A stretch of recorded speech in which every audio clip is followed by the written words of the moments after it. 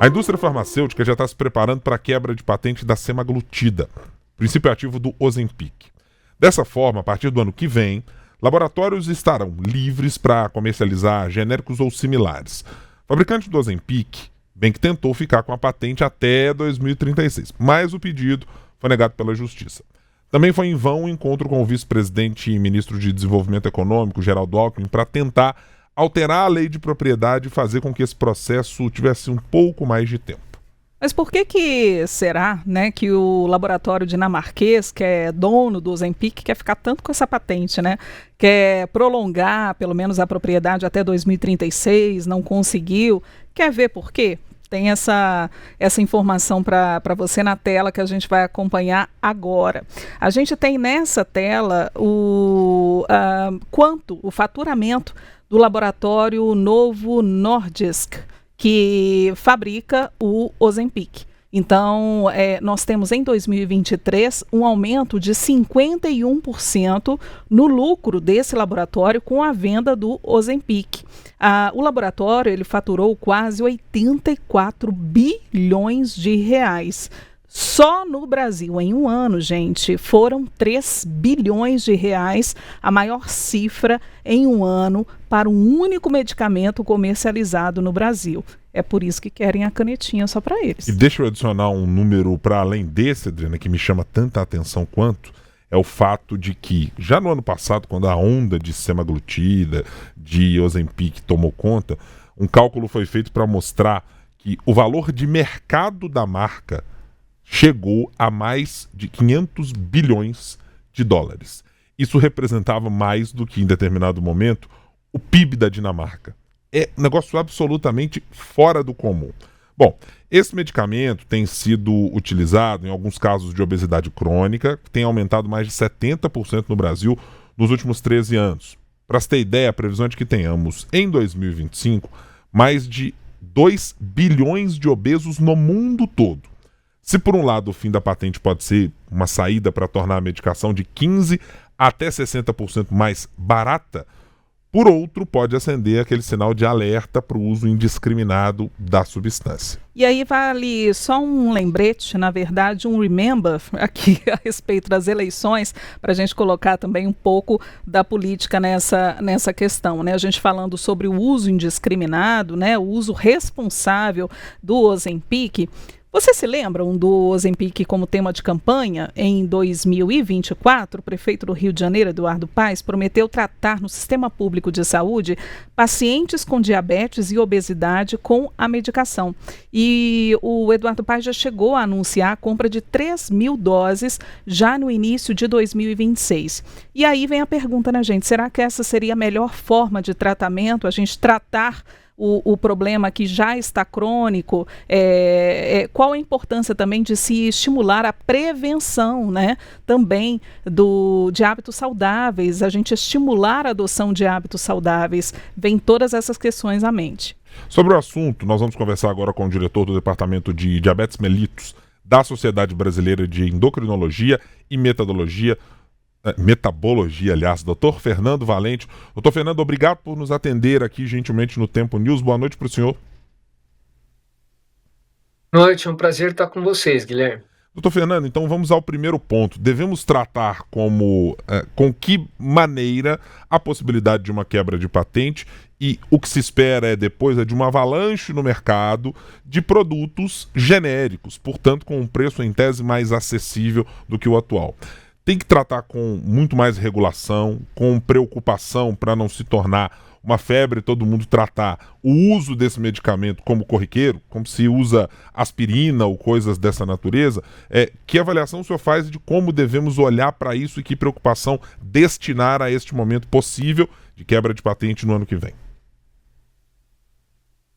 Sem dúvida uma preocupação, porque todo medicamento tem o seu potencial efeito colateral, assim como tem o seu efeito benéfico.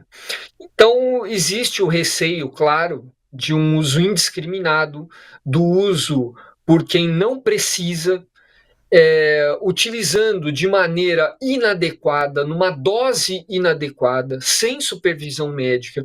Então a gente precisa, de fato, de um monitoramento. Nós precisamos desses novos players que entrarem no mercado, de estudos de segurança e de eficácia, para que eles possam ser utilizados em substituição à marca da Novo Nordisk, que é o medicamento da Novo Nordisk. E se tudo isso ocorrer de maneira adequada, novos laboratórios entrando, demonstrando estudos de similaridade, de eficácia, de segurança, eu acho que isso é um ponto positivo, porque vai tornar um pouco mais acessível um medicamento que é bastante eficiente, sim, mas é o medicamento, apesar do custo, né, é o medicamento mais vendido no mundo.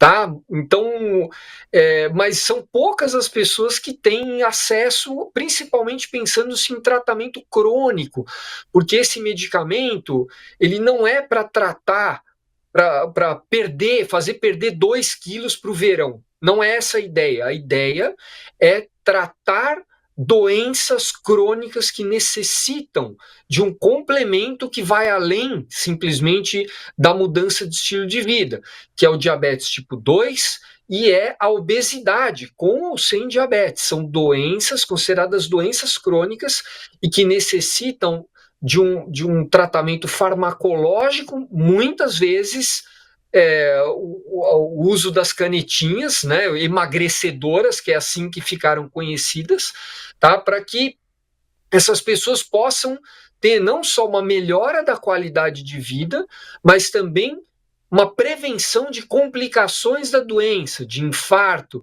de derrame, de doença renal crônica, que estão muito associadas a essas condições de obesidade e de diabetes tipo 2. Agora, doutor Fernando, obrigada, tá, por nos atender e por esclarecer aqui algumas questões no nosso Tempo News. Sabe o que me preocupa, doutor? É a distribuição desse Ozempic ou dos genéricos, né, como for no ano que vem, e a não adoção de medidas de prevenção, de conscientização. Porque a gente sabe, por exemplo, que o uso do Ozempic, né, todo mundo sabe, que se usa a canetinha, por exemplo, para emagrecer, ou qualquer outro medicamento para emagrecer, se você não tem mudança no seu hábito de vida, você para de usar a medicação, volta tudo de novo, ou volta até a ser pior do que era, né?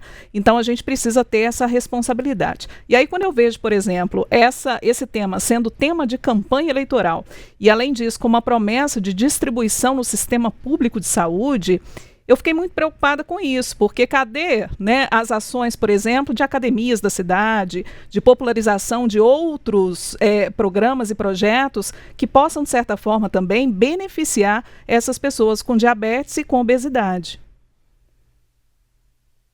Adriana, você tem toda a razão. É muito importante a gente focar em políticas públicas para melhorar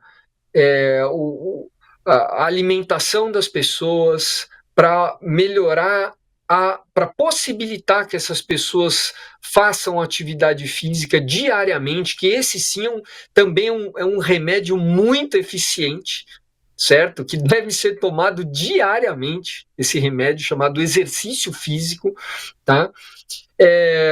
E isso, claro, é importante para evitar a recuperação do peso que acontece muitas vezes. Você tem razão.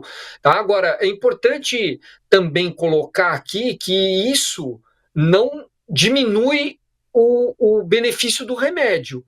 Tá? Poxa, então quer dizer que parou o remédio, sobe o peso, então o remédio é ruim. Não, não é. O remédio não é ruim. É uma doença crônica, a obesidade também. Tá? Assim como a pessoa que usa insulina, a pessoa está se sentindo bem, ela mede a glicose está 100, ela toma a conclusão, então eu vou parar de usar insulina porque a minha glicose está normal, eu estou me sentindo bem.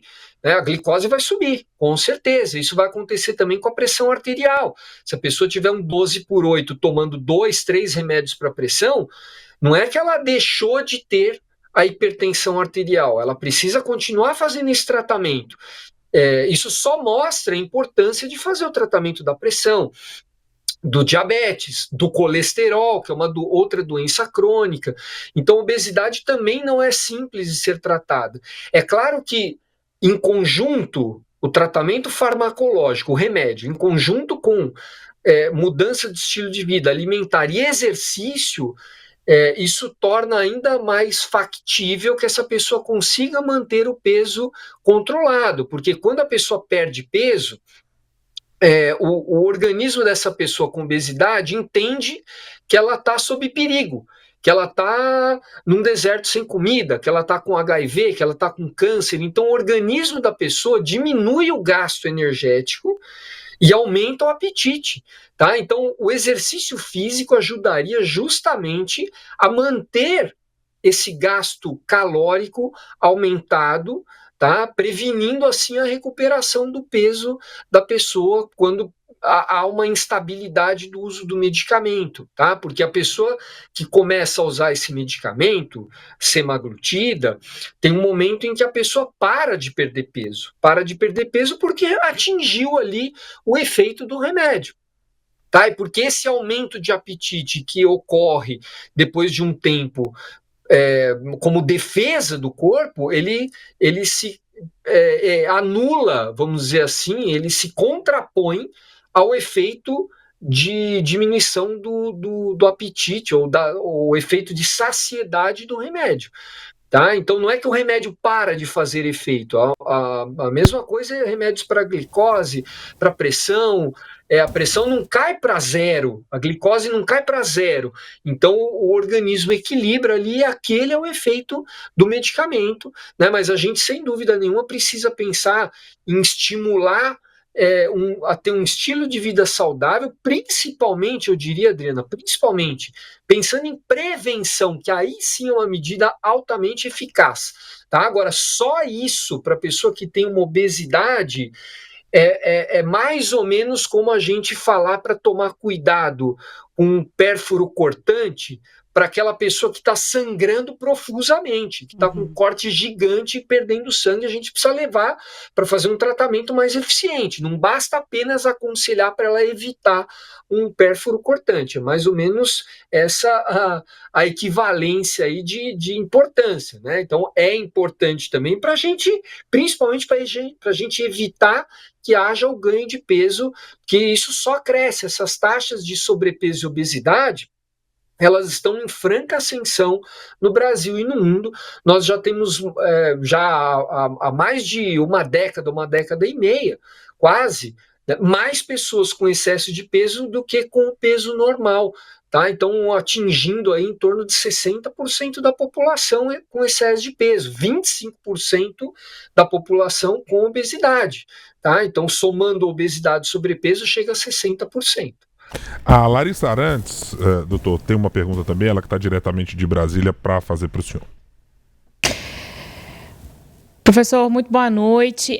Queria, pensando, claro, né, do lado político, né, pensando principalmente no Congresso Nacional, a gente está falando aqui muito, e o senhor destacando a importância de se fazer os devidos esclarecimentos sobre o uso desse tipo de medicamento, a necessidade de prevenção, né, para que a população não atinja aí níveis de obesidade que possam ser considerados preocupantes.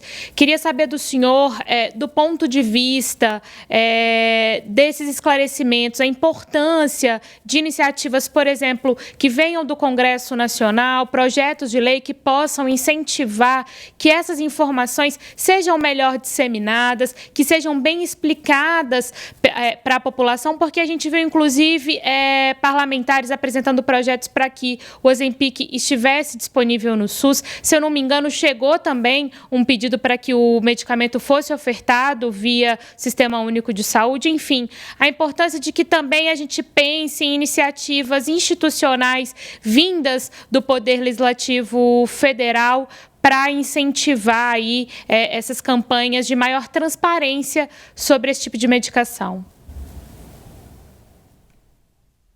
Larissa, muito importante sua pergunta, E sem dúvida nenhuma, eu acho que a primeira coisa aqui é a gente estabelecer uma orientação adequada. Infelizmente, nós temos ainda a obesidade sendo encarada como um problema de caráter ou de fraqueza, e infelizmente não é só fechar a boca. Tá? Como, quer dizer, sempre tem alguém que emagrece muito, fazendo uma dieta altamente restritiva, e geneticamente aquela pessoa tem uma predisposição a responder àquela dieta. Mas isso não é o que acontece com a maior parte das pessoas. Tá? Então essas pessoas elas acabam comendo um pouco a mais, sim. Não estou dizendo que isso não seja importante. Isso é importante, mas existe um problema de regulação dessa quantidade de comida que a pessoa come. Tá? Então, quando a gente come, a gente libera alguns hormônios do intestino, da gordura, do pâncreas, que sinalizam para o nosso cérebro a parar de comer. Tá? Então, o cérebro dessas pessoas com obesidade tem uma resistência à ação desses hormônios. Então, não é simplesmente porque ela quer comer mais, tá? É uma dificuldade de regulação, por isso que eu estou dizendo que é uma doença crônica. Então, eu acho que precisa de uma orientação adequada em relação ao que é a obesidade, em relação ao que é o diabetes tipo 2, e eu acho que precisa também estabelecer critérios muito bem definidos para não virar um oba-oba, certo? Porque isso custa dinheiro também, bastante, tá? E a gente precisa, então, estabelecer critérios rigorosos para que pessoas tenham acesso a um medicamento anti-obesidade, anti-diabetes tipo 2, tá? E não é meramente um remédio anti-diabetes tipo 2, é um remédio que tem efeitos em prevenção de complicações do diabetes. É um remédio que trata a obesidade e tem efeitos em prevenção de complicações da obesidade. São inúmeras que a gente pode citar aqui.